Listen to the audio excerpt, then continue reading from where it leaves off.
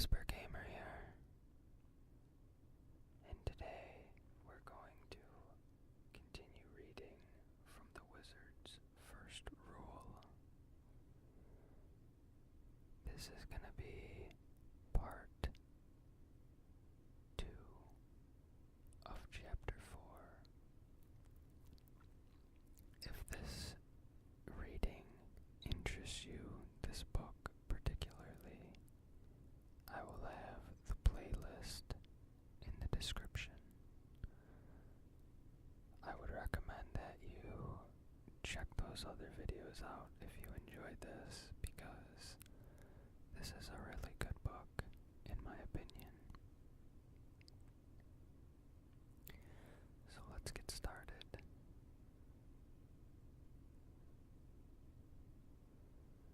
Richard would have preferred not to take her.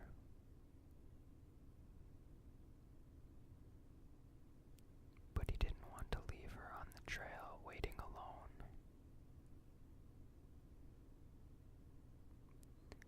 They made their way through the woods, through the tangle of brush, skirting the house, giving it a wide berth.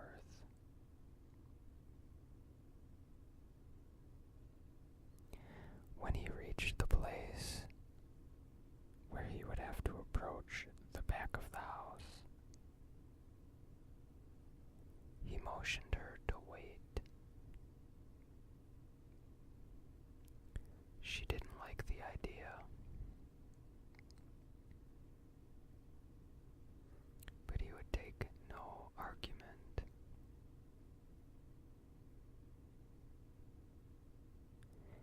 If there was anyone in there, he didn't want them getting her as well.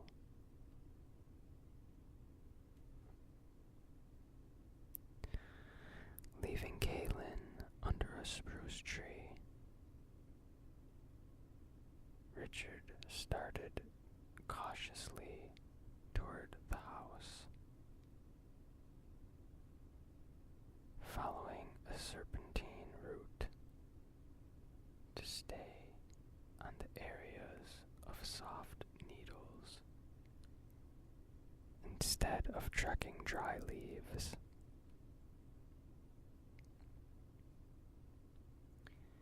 When he finally saw the back bedroom window,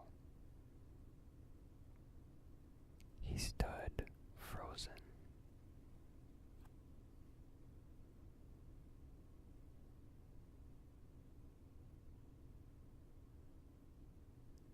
And he listened.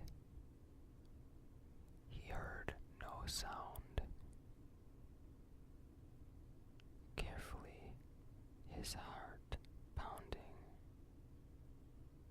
he took slow, crouched steps.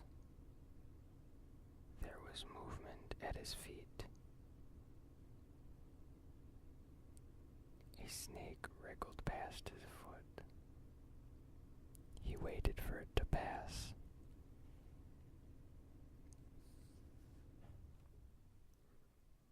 At the weathered back of his house, he gently put his hand on the bare wooden frame of the window and raised his head high enough to look inside.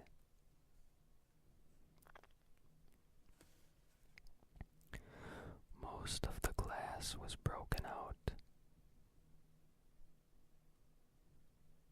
and he could see that his bedroom was a mess.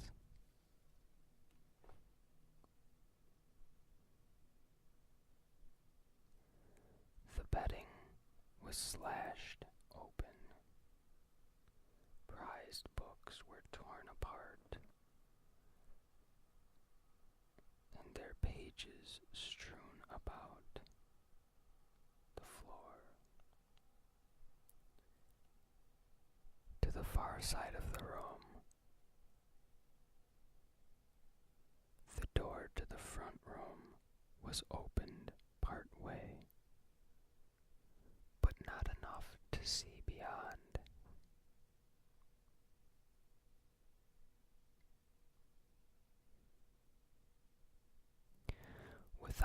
ledge under it. That was the part the door swung to on its own.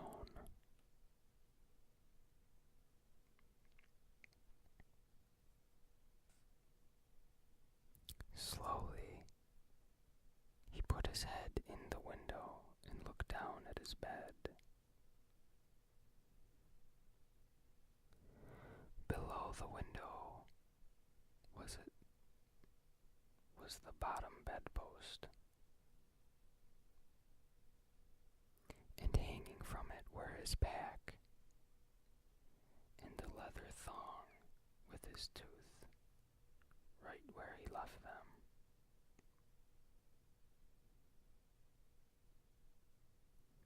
He brought his arm up and started to reach through the window.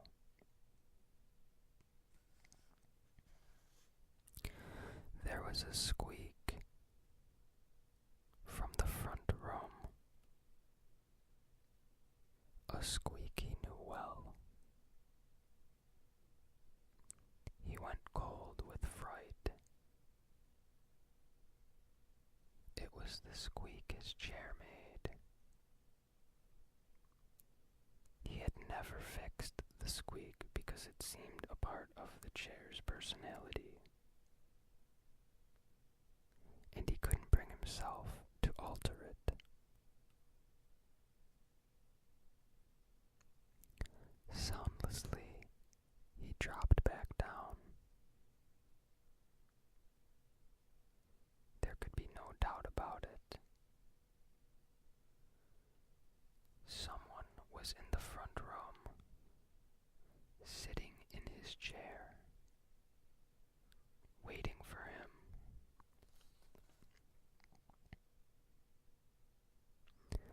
Something caught his eye, making him look to the right.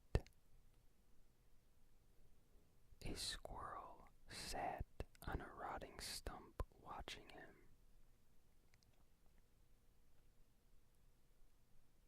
Please, he thought, desperately to himself, don't start chattering at me to leave your territory.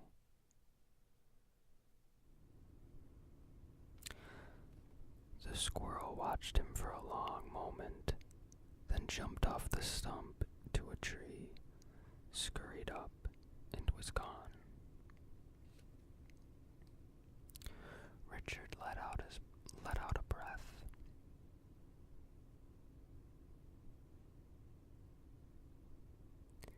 And raised himself back up to look in the window.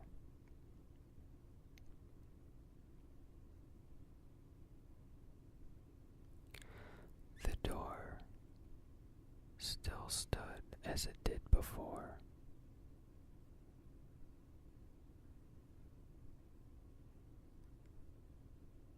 Quickly, he reached inside and carefully lifted the pack.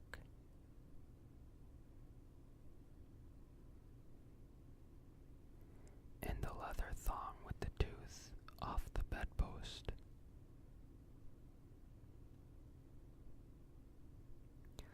Listening, wide-eyed all the time, for the slightest sound from beyond the door.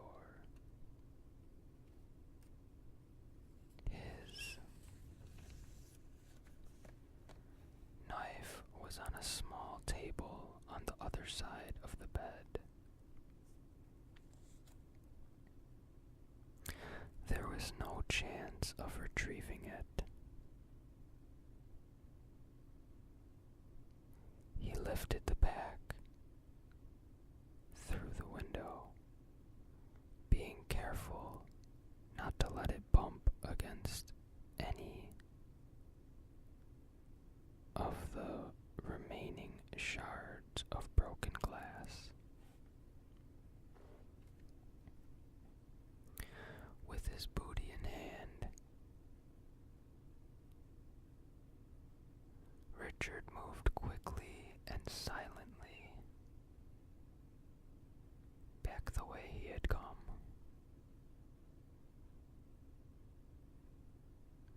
Resisting a strong urge to break into run.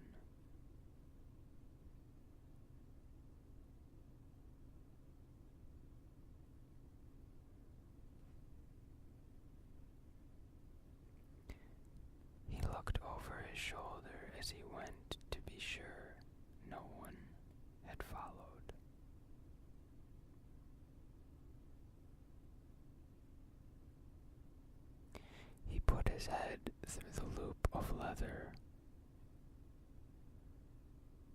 and tucked the tooth into his shirt. He never let anyone see the tooth.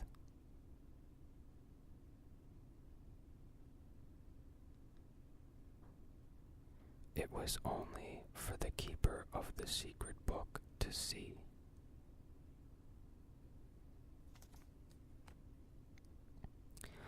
Kaylin waited where he had left her. When she saw him, she sprang to her feet. He crossed his lips with his fingers to let her know to keep silent.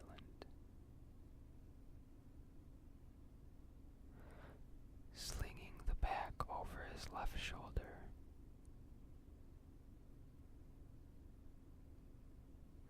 he put his other hand gently on her shoulder to move her along.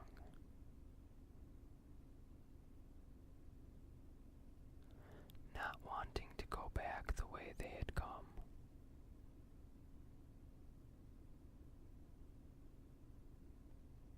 He guided her through the woods to where the trail continued above his house.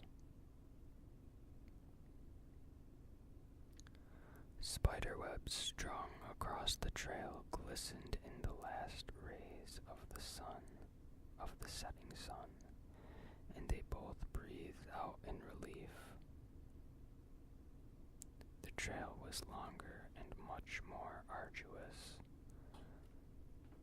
but it led where he was going to Zed. The old man's house was too far to reach before dark, and the trail was too treacherous to travel at night, but he wanted to put as much distance as he could between them and whomever waited back at his house.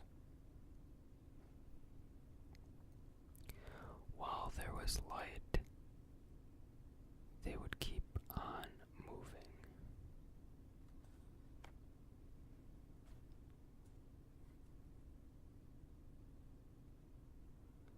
Coldly, he wondered if the same person, coldly, he wondered if whoever was in his house could be the same person who had murdered his father.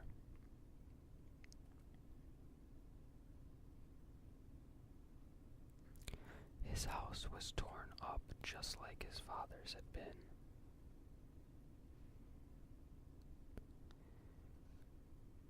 Could they have been waiting for him as they had waited for his father?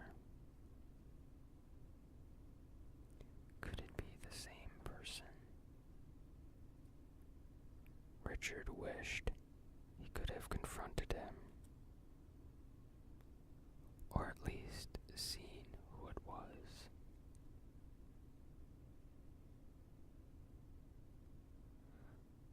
Something inside him had strongly warned him to get away. He gave himself a mental shake.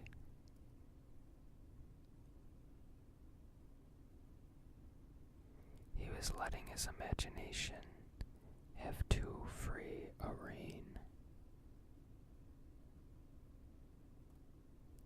Of course, something inside him had warned him of danger, warned him to get away.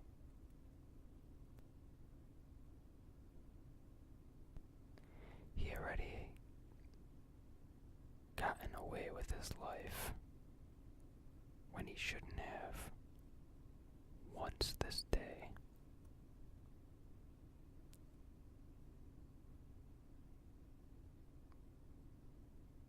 It was foolish to trust in luck once. Twice was arrogance of the worst kind. It was best to walk away. Still, he wished he could have seen who it was. Been sure there was no connection.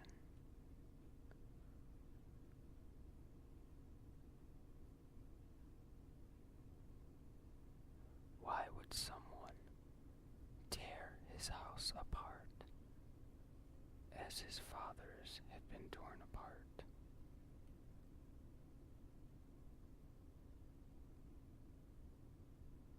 He wanted to know who had killed his father. He burned to know.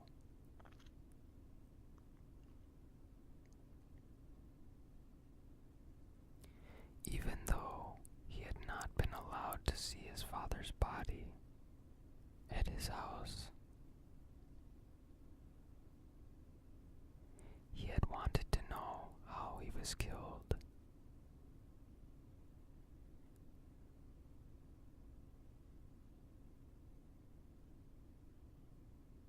Chase had told him very gently,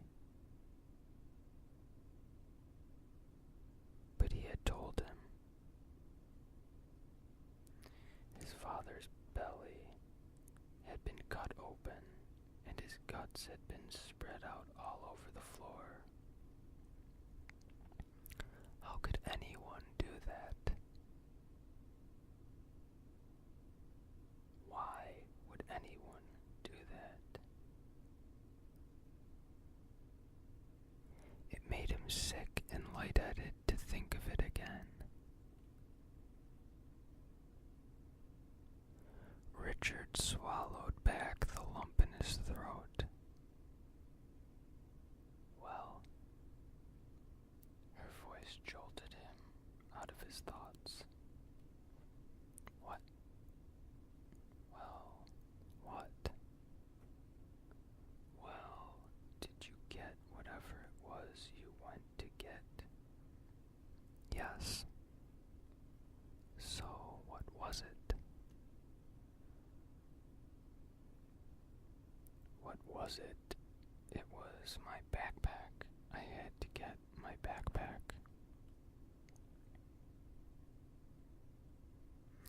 She turned to face him with both hands on her hips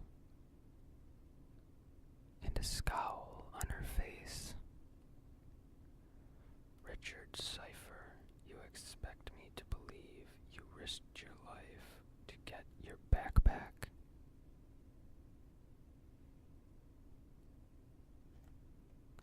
Kaylin, you are close to getting kicked. He couldn't manage a smile. Her head was cocked to the side, and she continued to give him a sideways look. But his remark had taken the fire out of her. Fair enough, my friend, she said gently. Fair enough. He could tell Kaylin was a person who was used to getting answers when she asked a question.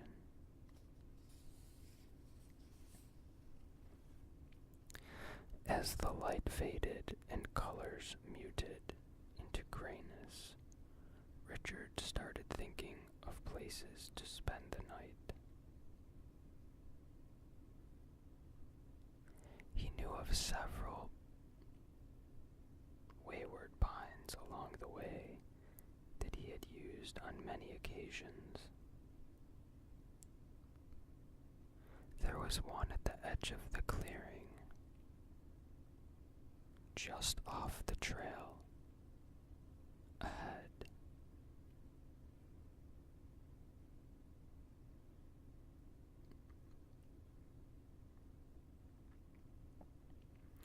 He could see the tall tree standing out against the fading pinks of the sky,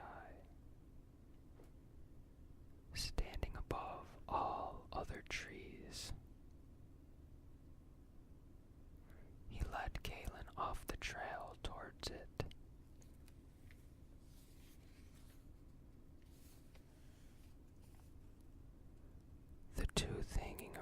his neck, nagged at him. His secrets nagged at him. He wished his father had never made him the keeper of the secret book.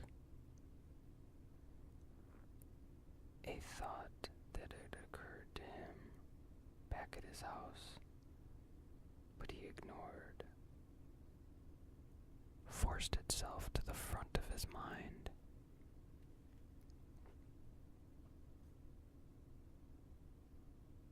The books at his house looked like they had been torn apart in a rage. Maybe because none was the right book. What if it was the secret book they were looking for? But that was impossible. No one but the true owner even knew of the book. And his father and himself and the thing the tooth came from. The thought was too far-fetched to consider, so he decided he wouldn't. He tried hard not to. Fear from what had happened on Blunt Cliff, and from what had been waiting for him at his house, seemed to have sapped his strength.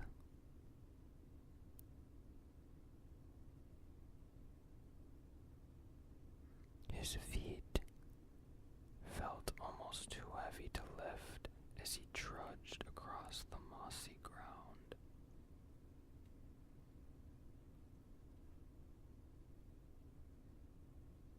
Just before he went through the brush into the clearing, he stopped to swat a fly that was biting his neck.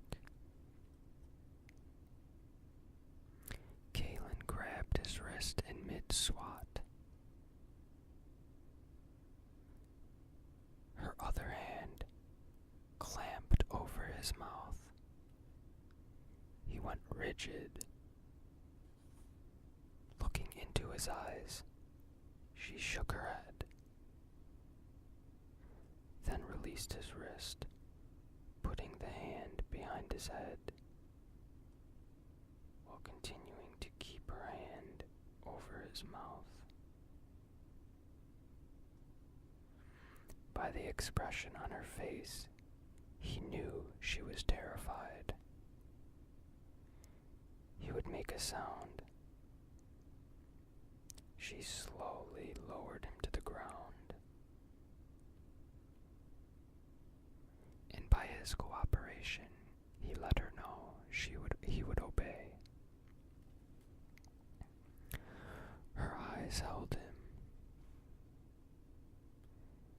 as hard as her hands. Continuing to watch his eyes, she put her face so close to his, he could feel the warmth of her breath on his cheek. Listen to me.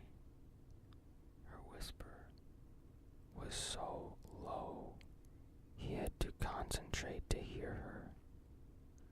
Do exactly as I say. The expression on her face made him afraid to blink. Do not move. No matter what happens, do not move, or we are dead. She waited, gave a small nod. He gave a small nod. Let the flies bite, or we are dead. She waited again. gave another small nod. With a flick of her eyes, she indicated for him to look across the clearing.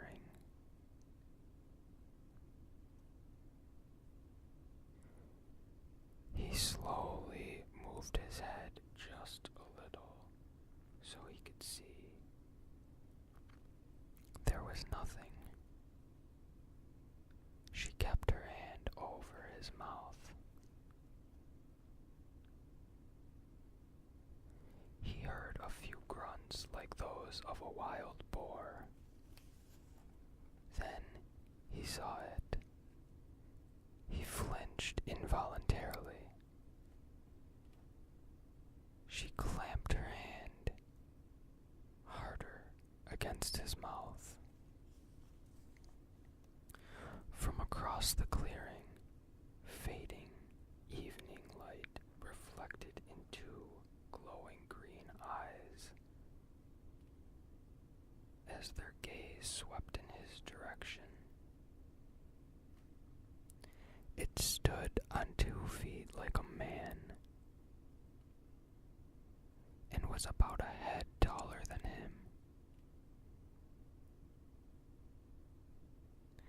He guessed it weighed at least 3 times as much as him. Flies bit his neck, but he tried to ignore them. He looked back to her eyes. She had not looked at the beast. She knew what waited across the clearing.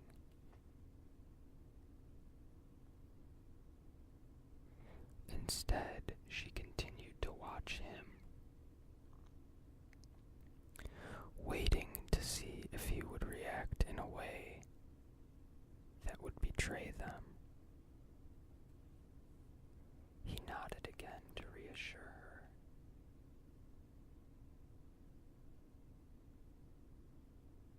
Only then did she remove her hand from his mouth and put it over his wrist, holding it to the ground.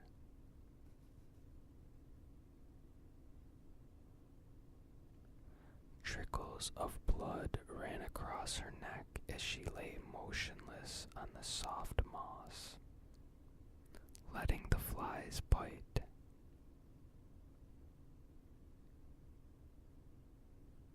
He could feel each sharp sting as they bit his neck.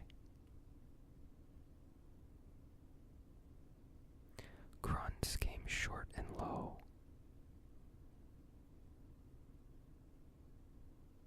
And both turned their heads slightly to see. With astonishing speed, it charged into the center of the clearing, moving in a shuffling sideways motion. It grunted as it swished the air.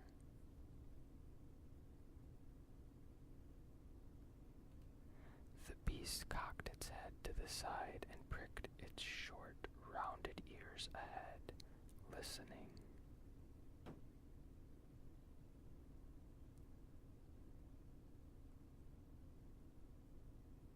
Fur covered the great body everywhere except its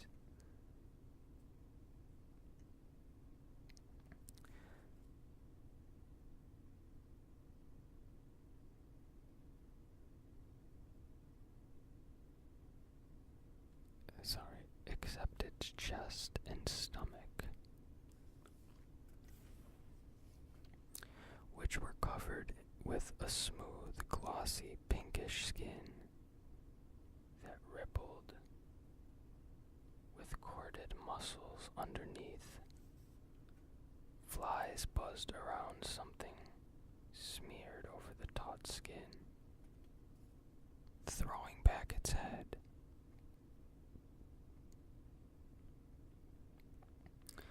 The beast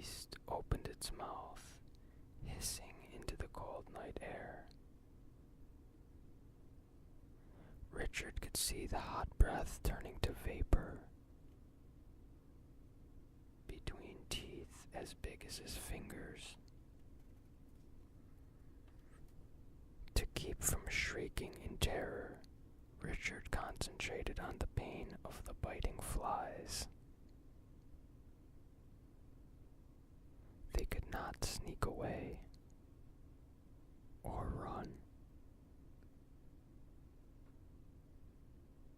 The thing was that close, and he knew that fast. A scream erupted from the ground right in front of them, making Richard flinch. Instantly, the beast charged toward the two of them in a sideways run. Kaylin's fingers dug into his wrist, but otherwise, she did not move. Richard was terrified as he saw it pounce. A rabbit, its ears covered